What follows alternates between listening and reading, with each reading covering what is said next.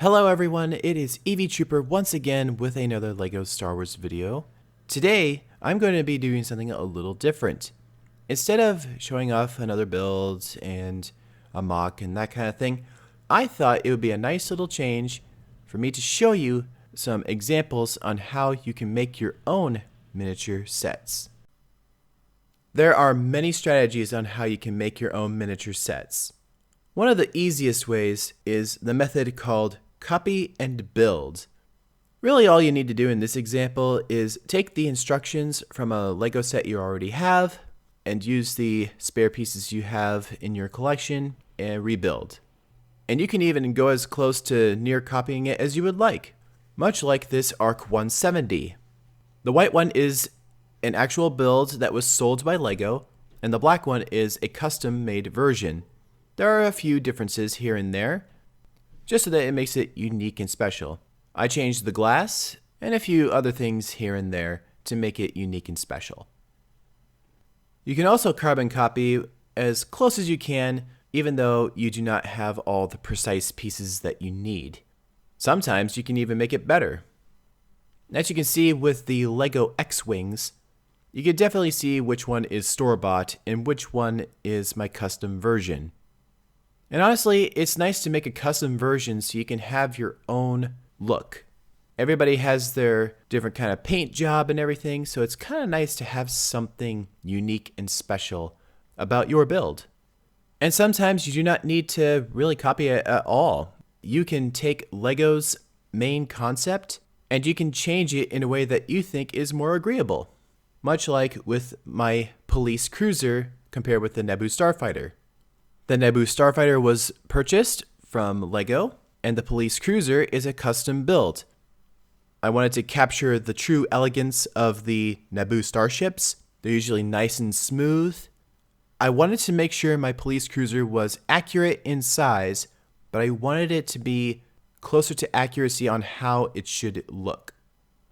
And this strategy is also useful for something simple, such as the TIE-D. I tried to stick with the same kind of lens and try to keep the similar structure. Pretty basic, but it helps make your collection look more in sync. Now let us move on to strategy number 2, which is known as the build from scratch.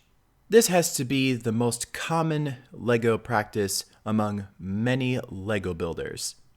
You have a lot of spare pieces that you got from LEGO sets you have already, or you went to a garage sale and found a whole tub of Legos. And with all of those pieces, it is the perfect opportunity to make LEGO sets based on Star Wars vehicles that LEGO has never made. Now, I have been building miniature sets for years, and I love building them, but I will have to say my very first models ever were not the greatest. As you can see for an example of the Rebel hover tank. The one on the left doesn't really look much like the tank, while the one on the right really looks like what I was trying to go for. The two reasons why is because number 1, my skills were not that great, and number 2, I didn't have all the pieces in order to make this set perfect. So this is just my word of advice for all of you. Don't be embarrassed on how your first model looks. It is just your beginning of your skills. You use it as a first step and a reference to know what you need to improve and make it better. You can even see a difference between my two AATs. The one on the left is my old build, and you can see what I was going for, but I was not able to make it just exactly the way I wanted. The one on the right, on the other hand, looks almost like a legit set. All the smoothness and the great roundness, it is almost worthy of being one of LEGO's sets. Now, I did say that you can make LEGO sets that LEGO has never made, and yet I am showing you the AAT. However, LEGO's never made the heavy AAT, which this proves another great opportunity by building from scratch. You can build variants, different versions. The heavy AAT was introduced in Star Wars Galactic Battlegrounds, and one of its popular commanders was 9, who was a battle droid commander who was very successful in wiping out many Naboo targets and achieving many of Viceroy Nute Gunray's missions. to conquer the Naboo. Having a variety of miniature sets really makes your LEGO collection stand out. Not only does it show your creativity, it also shows just how creative you are with all the numerous LEGO sets you got. Like take this MTT for example. I have the store-bought version, but I decided just to show off this one because it is quite large.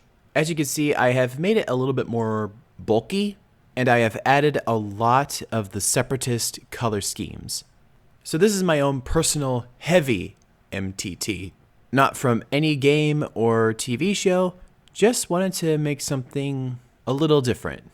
I even added the fun feature to open the main doors, which I believe LEGO has never allowed that ability for the miniature set versions. Just the addition of this MTT really makes my Trade Federation and CIS Droid Army look a lot more impressive. Then of course, if you have the Separatists, you have to have some Republic forces to fight against them. And one of my most favorite Grand Army of the Republic vehicles is the Clone Republic fighter tank. It can also be known as the TX-130, and even some people would call it the Jedi Starfighter on the ground. Even though this tank has only appeared in Star Wars video games, it is still a really cool tank. I had an old version that you would not be able to tell whether it was a fighter tank or not. So I'm showing you my latest updated version. But of course, after I built it, I realized that it needed another update because it just seemed like it was missing something, a few details. So as you can see, I added some nice features on the headpiece and even in the back. I even updated the back of the tank wings. So this just goes to show that you can update your miniature sets very easily and with very little amount of pieces. And the final method is pretty much based on what I would call unique details. If you have been building Legos long enough, you begin to realize that certain Lego sets require special Lego pieces. It's like there's only one Lego piece in the entire Lego brick world that would ever do for that particular set. One example is my custom-made V19 Torrent. There are two unique pieces that I used for this set. One is the back wing. I don't really remember what that piece is called, but it makes it be able to go up and down, and it was actually the only white one I had, so that was just perfect for my V19. And even the other pieces, even though it may not seem like a big deal, but it turns out it's very important for this small set. It is the pieces that help make the engines of the V19. Those blue dots representing the flame can't hook onto that piece without the help of the newer Lego pieces that are the Lego studs with the holes in them. I just put them into the slot, then I put the flame on the back, and it helps make the V19 look far more accurate. Even the simplest of pieces can make a huge difference.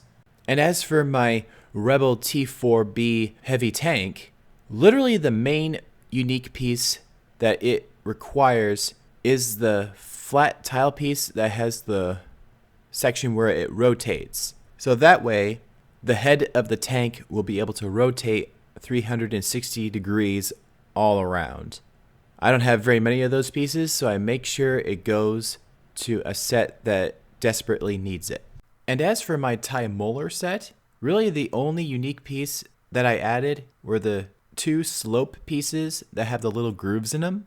So then that way it looks like the little treads that particular Imperial vehicle has. And of course you can always have your unique pieces for the fun sets, much like this Imperial Mount Trooper on a dewback. Just to make this fun little set, I had to have a very special piece for the head. Not only can you just make random fun little sets, you can also make multiple sets you've already made by creating different color and designs. Much like the regular A-Wing is usually red, so I also have a blue one, and there's also a brown one. So then that way you can have a nice variety in your Star Wars army.